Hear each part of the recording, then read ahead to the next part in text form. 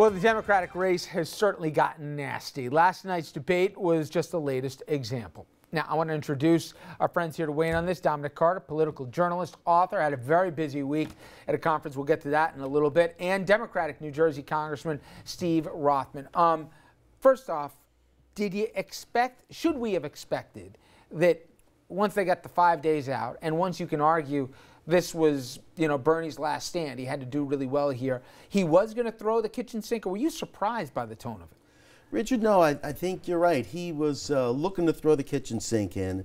He's about to be eliminated, perhaps, mathematically, as a person who could get the right number to win the convention on delegate votes today on the first ballot. So, yeah, he had to go guns blazing, and he did.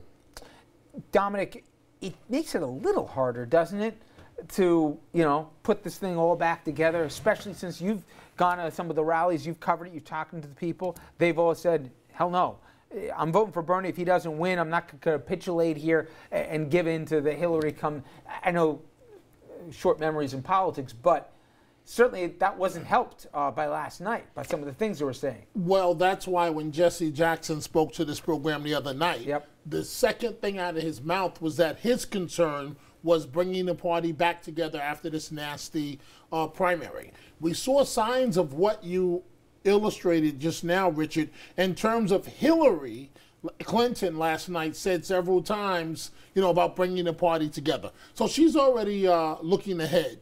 It's very bitter right now. It's very nasty right now.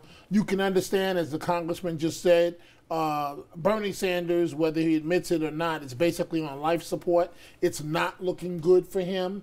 I didn't see him. He had a good performance last night, but when you're the challenger, you need somewhat of a knockout, and I didn't see it there. So the Hillary Clinton's lead is growing again in New York. My prediction, she's going to win New York by 14, 15%. Double digits. Yes, okay. Definitely.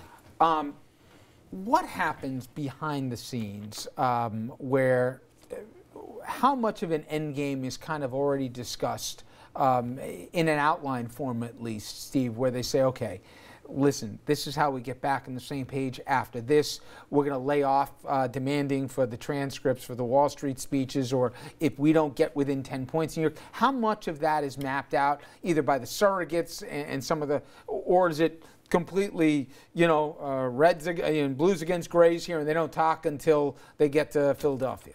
Well, I think it depends on the players. Here you've got Senator Sanders, who's a little unique. I don't think he thought he would do as well as he's done and actually be the contender that he's been. Although, as I think Dominic said rightly, he's on life support as a candidate. But here's the other truism in politics.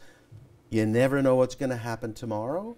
And 2 weeks, 2 months is an eternity, and anything could happen. So while, yes, maybe you would negotiate or I would negotiate now to have a sort of come down off the accelerator, come down off the mountain a little bit, I don't think Senator Sanders' mindset is there. And I know we're going to talk about this later. That's why he's on his foreign travel. Well, I was going to hit that with you now.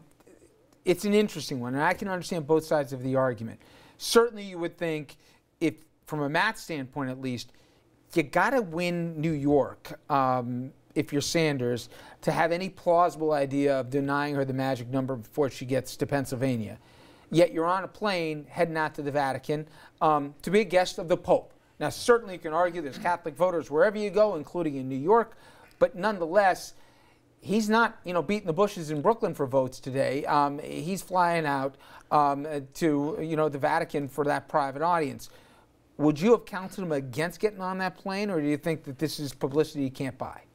The latter. I would have said, you know what? You're probably not going to win New York. Hillary Clinton won 2 elections as United States Senator for New York. She's popular in New York, and while you're doing better than anyone expected, Bernie, try something else. And we all have a high regard for Pope Francis. He's really an incredible person, incredible Pope.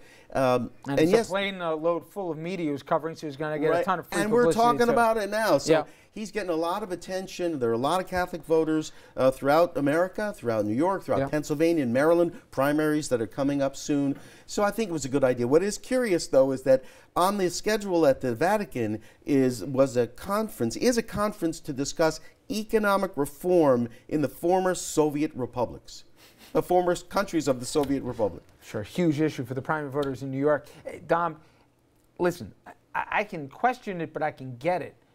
Hillary going out, though, to California for Clooney? I know everybody likes to hang out with Clooney, but to do a fundraiser this close to the primary, to me, that's even more curious than going off to the Vatican.